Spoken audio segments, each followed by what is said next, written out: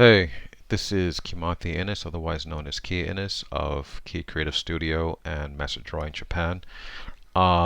Today I'm going to talk about anatomical landmarks that might be helpful for like navigating around the body, like when you're doing your figure drawing. Having landmarks are very, actually they're very important. Of course, they're helpful in terms of like knowing like how one part of the body relates to the other.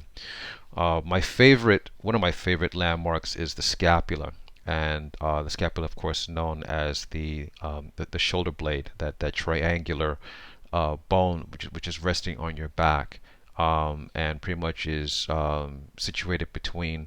Well, it's situated just below the muscle, which is between your neck and your shoulder, which is known as the trapezius. And the great thing about the scapula is that like when you look at figures like from the back, it can look in terms of like the musculature that's on it. In women, it can look very elegant, and then like in terms of like men, it can look very powerful. So whether you're drawing like the scapula for like illustration, or you're doing it for fine art, or if you're doing it for animation or something like that. It's a very great landmark in terms of one, creating a sense of like believability in terms of the muscular or the uh, yeah, I guess the muscular capability of that figure. Now, you don't need to know like a whole lot of an anatomy, because quite frankly, when you start drawing, you're going to abbreviate things, and pretty much, you might be doing kind of like a graphic example of it. But you should just have a general understanding in your mind in terms of like what the actual anatomy is. So the the scapula is actually part of a system. It's part of a three bone system known as like the shoulder girdle. So these three bones are all work together, and they're all dependent upon each other. So you have like the scapula, and then you have the collarbone, and then you have the upper part of your arm, that bone, which is the humerus bone. Now, yeah, so right now, like I just put in the humerus, and you see that it's sitting underneath this ledge. And actually, when the humerus like lifts up, it pushes against that ledge, and then it causes the scapula to actually to rotate in space. So if you notice, if you put your hand like on your shoulder, then you lift it up, you'll notice your scapula is actually it's going to start to rotate, and it's rotating because it's actually because it's lifting up on that ledge, and of course it's connected to the collarbone as well, which causes that also like to lift up as well. Okay. Okay, so I'm gonna. Okay, yeah, here I'm laying it in. um, Scapula, clavicle, and the humerus. Okay. Please forgive me. I wrote some of the terms in Japanese beneath it because some of my students, actually, I'm sorry, most of my students here in Japan are Japanese, so I'm trying to make these videos as friendly to them as possible. And I hope they can forgive me because I misspelled scapula in Japanese. Actually, the tsu is actually it's backwards. It's my fault. Sorry. So yeah, scapula in Japanese is kenkotsu, and the clavicle is sa- sakotsu, and the humerus is known as jowonkotsu, and the whole the shoulder, the whole shoulder girdle is known as the kentai. I think we're kentai too. So okay, so I'm jumping into the actual drawing here. Okay, so I'm just doing like these graphic shapes, for the head, the back of the rib cage, and you can see I just like laid in a triangle like on the back, and then that line that I'm bringing down like from the neck like towards like the shoulder area, that's pretty much the musculature of the trapezius. Now, it's always helpful to always remember that, yeah, it's you have that muscle sitting on top of the scapula pretty much, and then in certain positions, like when the back is flexing, actually, we will see that the scapula actually like will like push in to the trapezius, and then you get like this kind of like swelling effect, and then that's what causes, like, again, when you look at like very like powerful men, or capable women, they have that nice musculature there on the back, and that's the scapula like pushing into the trapezius,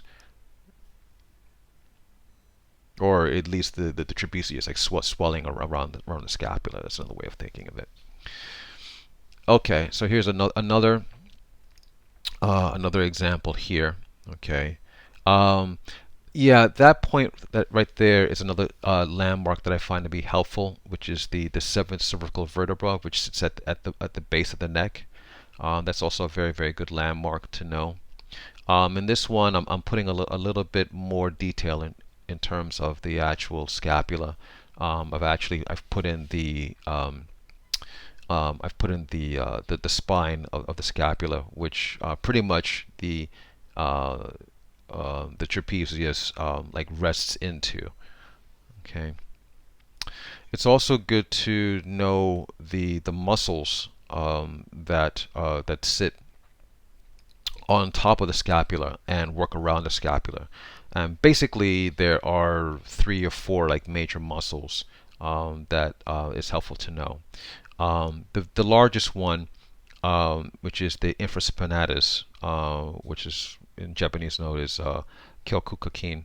And then there's the teres minor muscle, and then the teres major muscle. The teres minor and the teres major muscles are two strap-like muscles that attach onto the humerus. The minor one actually goes below, like, in other words, it goes below the humerus, and then the teres major actually rests on top of it. Okay. The fourth one is the one that kind of like sits inside that ledge, which is actually, it's really beneath the trapezius, but we don't really see it so much, and that's the supraspinatus muscle. Okay. So, and I'm sorry, there's one other very other important one, which is the deltoid muscle. And the deltoid muscle actually connects from the corner of the scapula, and then like wraps around like towards the front. So actually, we have like five major muscles around this area, not including the trapezius. Okay, all right. So I'm gonna jump into some actual drawing here and show you like how this actually relates to the figure. So let's say like I have like just like a woman like standing from the back, right? Okay.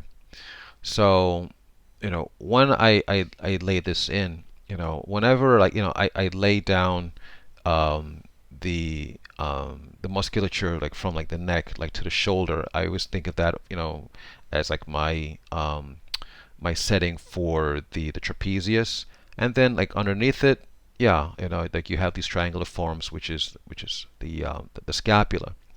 Now in this case, they're quite literal in this face, and actually in some women, and actually in some people actually, who are not who don't have like such large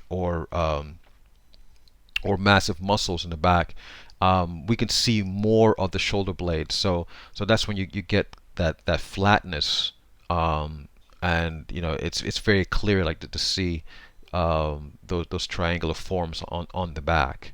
Um, so um, in people who are a little bit more muscular, it tends to um, it tends to get lost a little bit, but particularly like in slender women or slender men for that matter, it's a little easier to see. So when you're doing it, when you're drawing it, you always can think like you have like two triangles pretty much, that that are situated opposite each other. Okay. I'm doing like another female form here. Okay. Um, Putting in my gesture, but I don't know if you can tell already. Already, I put in um, the triangular like forms for the scapula already, because that's going to inform me in terms of like what how um, how to lay in the arms, and like like what is the relationship between the arms and like what's happening in the back.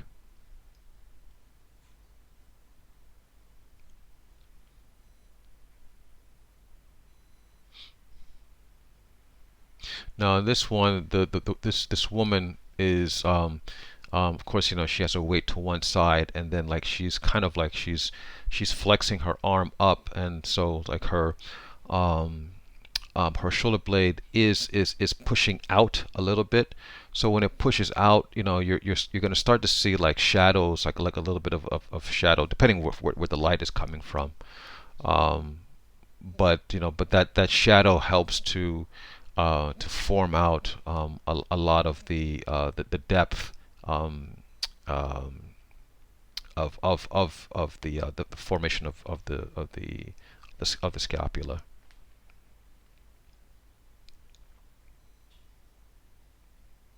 So on her left side, yeah, like one is pushing out a little bit more, because it's the arm is up and pushing back a bit, and then the other one is a little bit flatter, because the arm is down, and then she's it's kind of like it's favoring forward in that case. This one is going to be a little bit more of a full figure. You know, I I grew up reading a lot of uh, sword and sorcery fantasy books. So I basically I grew up reading like Conan the Barbarian and things like that, and so I don't apologize for it. Conan the Barbarian was my generation's Prince Valiant. So I kind of have a weakness for drawing like um, you know, you know, barbarians and things like that. So here, this figure here. All right, so she's standing, legs apart, um, slightly like twisting off, to something like on her left side.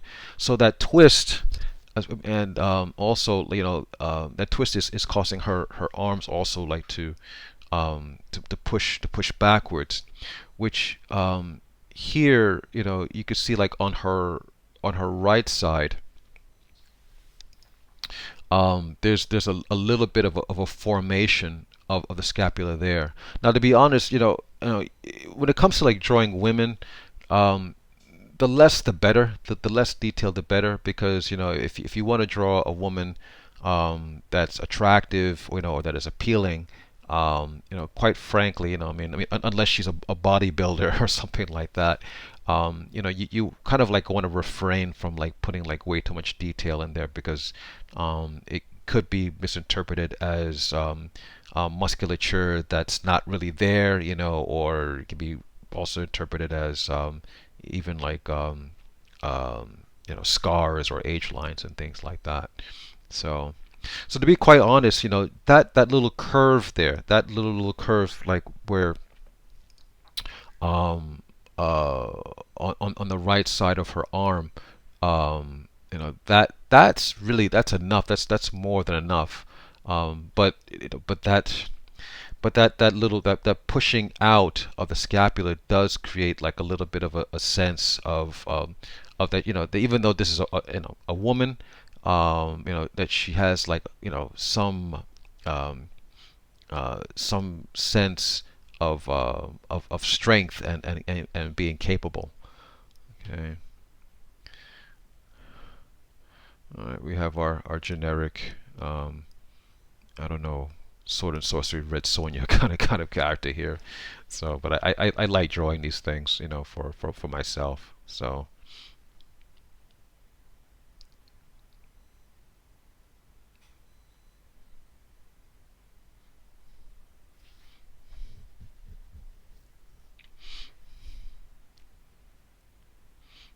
all right, I'm obviously I'm gonna do I'm gonna render this drawing out a little bit more, as you can see. So I'm not really spending like that much time on the scapula here. But I've um, I wanted to flesh it out so you guys can have like a better idea, of like what's happening. And, and to be honest, I actually, I mean, I think I think I put a little bit too much detail in that back. To be honest, I think I put a little bit too much detail. It's just it's starting to look. So that's another thing, when you put too much detail into some things, it can it you know, in your quest to create more realism, actually you might be creating a distraction because like you're putting information that is not necessary. Putting more information does not always mean better. Actually, when it comes to drawing, in most cases, like less is more, because the audience's imagination is going to take care of most of it. Okay, all right. So so that's my drawing tip for today on the scapula. I'm going to do maybe three more parts to this, and so I'm going to do this as more in relation to like illustration, but also I'm going to do some examples in terms of like how this relates to like animation as well, which is even more abbreviated. Okay, so anyway, I hope this was helpful. If you enjoyed this video, if there is anything useful for it, please give me a like, please subscribe, and please always like leave comments below, if this was helpful for you. Okay, thank you, and I'll see you guys next week. All right, bye bye.